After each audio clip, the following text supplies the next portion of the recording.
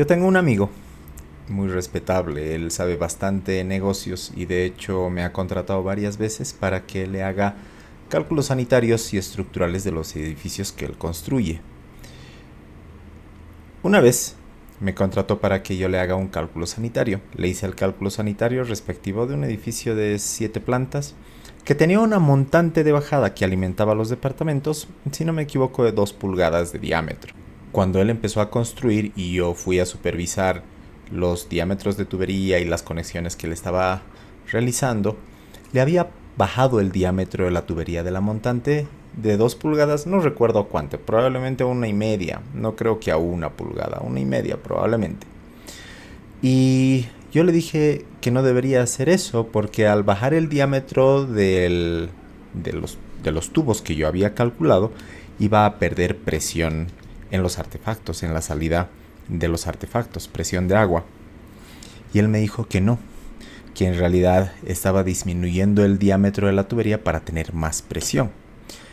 Y me pone el ejemplo de cuando uno está regando, por ejemplo, su jardín, el diámetro de salida de la manguera, digamos que es este, y cuando uno está regando el jardín, el agua sale, digamos que con un chorro que no llega muy lejos.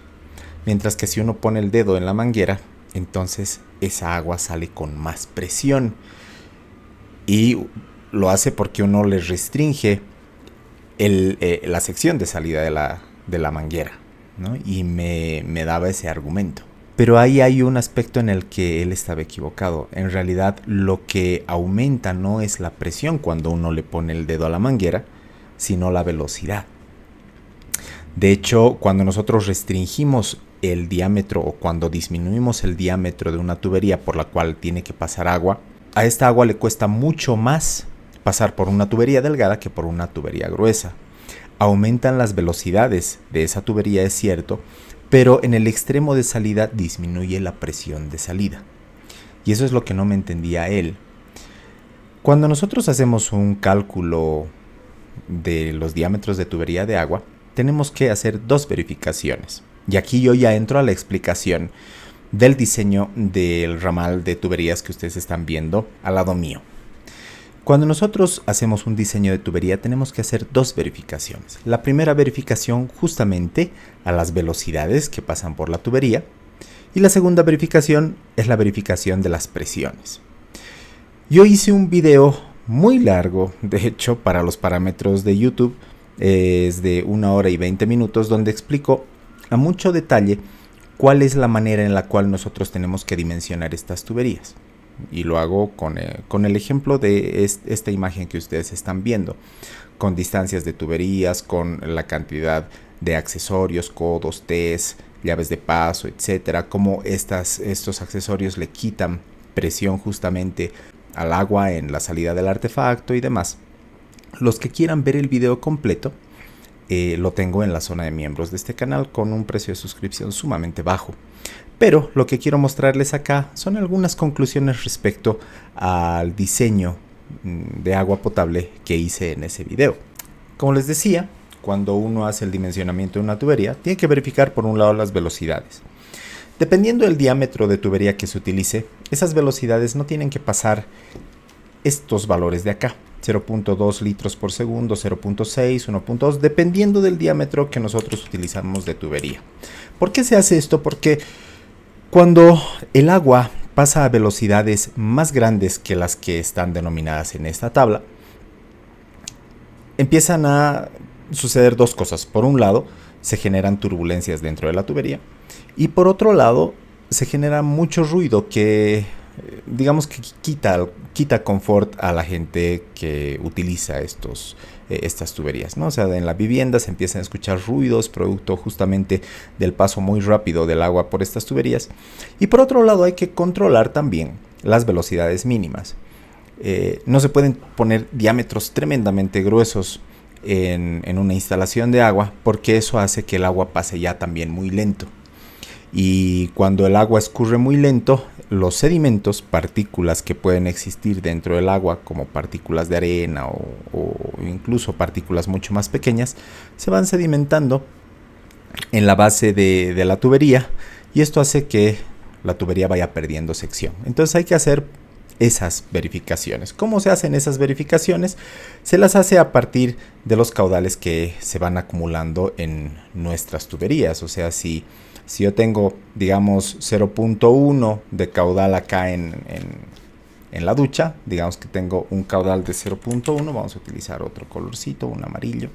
Si acá yo tengo 0.1 de caudal, en el inodoro también tengo 0.1 litros por segundo y en el lavamanos tengo 0.1 litros por segundo, sumo los tres y acá en la tubería, en esta que alimenta los tres artefactos, voy a tener en teoría, digamos, 0.3 litros por segundo. No es esa la manera como se calcula, pero para que la explicación esté clara. Entonces por esta tubería pasarían 0.3 litros por segundo.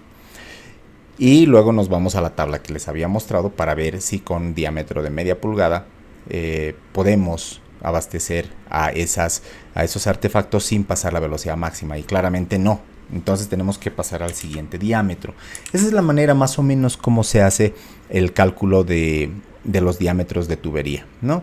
En este pequeño ejemplo yo tenía 0.3 litros por segundo que tenía que abastecer a ese baño y obviamente con una tubería de media pulgada no lo iba a poder lograr porque la velocidad máxima es de 0.2. Entonces ya tenía que irme a la siguiente tubería donde tengo un caudal de 0.6 litros por segundo, el equivalente a 2 metros por segundo de agua, que ya me puede recibir el caudal de 0.3 litros por segundo. Esa es la primera verificación que hay que hacer. Y la segunda verificación que hay que hacer es una verificación a las presiones. Esto ya es un poquito más complejo de entender y para lo cual se utilizan estas tablas. Cuando yo hago una verificación de presiones, si nos vamos acá a la red de agua, desde la matriz, yo me voy a hacer más pequeño para que ustedes vean. Ahí está. La matriz está acá. ¿Sí? La matriz está acá. Y por norma, acá en Bolivia, la red de agua nos tiene que dar a nosotros, a cada vivienda, por lo menos 20 metros de columna de agua. Entonces, eso es lo que nos abastece. Generalmente las empresas de agua cuidan en que la presión sea por lo menos de 20 metros de columna de agua. Yo vivo en una zona donde tenemos muchas laderas y donde la planta de tratamiento más bien está aguas arriba y hay mucha pendiente entre donde vivo y donde está la planta. Entonces, más bien en este caso, las presiones que se adquieren a medida de que el agua va bajando son muy altas. Y lo que tiene que buscar más bien la empresa es intentar reducir esas presiones.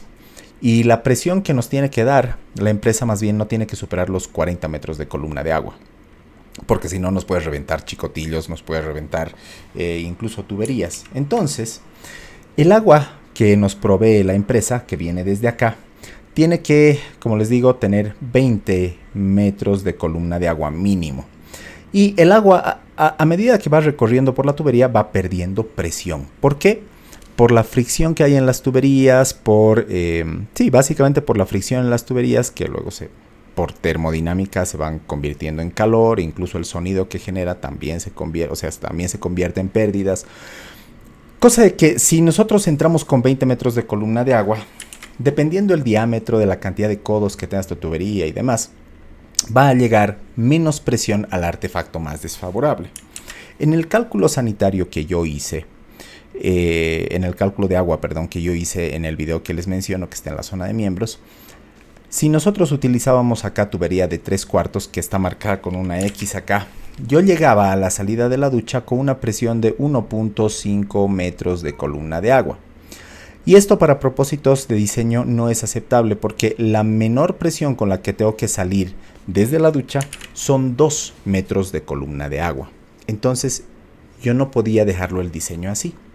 ¿Qué se hace cuando nosotros tenemos esto? Cuando producto de toda la longitud de tubería y producto de todos los accesorios, codos, T's y demás, llaves de paso, se pierde tanta presión que yo no tengo presión acá en la ducha, que es el artefacto más alto. Otro de los motivos por los que obviamente se pierde presión es porque el agua tiene que subir cierta altura, ¿no?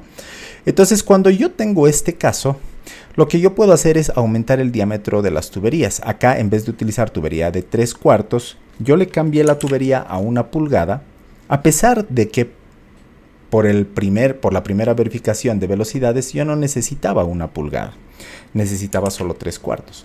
Pero puedo subirle el diámetro para así bajar la presión, o sea, la pérdida, mejor dicho, en todo el recorrido de esta tubería que estoy remarcando acá. ¿no? Que es un tramo bastante largo. Entonces, al aumentarle diámetro, más bien pierdo pérdidas, si vale el término, y me llega más presión acá al artefacto más desfavorable. Entonces logré ganar presión de 1.5 a 4 metros de columna de agua más o menos. Esa es la manera como se va diseñando, cómo se van diseñando las tuberías de red de agua. Si a pesar de yo aumentar los diámetros hasta... Yo no puedo aumentar el diámetro indefinidamente acá, no puedo ponerle 2 pulgadas por lo que les decía.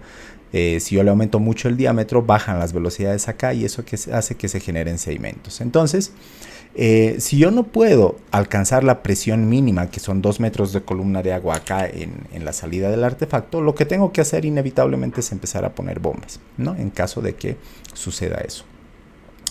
Lo que hice yo en el video donde explico de manera detallada cómo se hace el diseño de toda la red, es solamente el cálculo del ramal más desfavorable, que es este de acá. Se supone que si para el ramal más desfavorable nosotros cumplimos tanto las velocidades como las presiones mínimas, entonces para los demás artefactos también se va a cumplir, también se van a cumplir los dos aspectos, ¿no? Las velocidades y las presiones mínimas en la salida de cada artefacto. Los que estén interesados en ver ese video, pues los invito a inscribirse a la zona de miembros. Y si no, bueno, tomen en cuenta que más o menos cuando nosotros diseñamos los diámetros de tubería de una vivienda, cuando vamos a alimentar 1 o 2 artefactos, más o menos necesitamos nosotros media pulgada de diámetro. Cuando ya vamos a abastecer más de 3 artefactos, generalmente es necesario 3/4.